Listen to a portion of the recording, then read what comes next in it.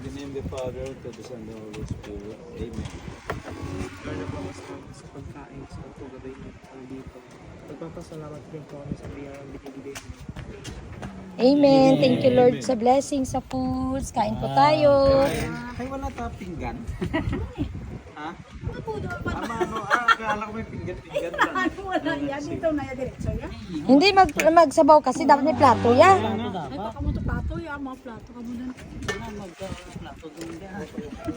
Kain ng atak. Kain kayo ng gulay. Gulay ha?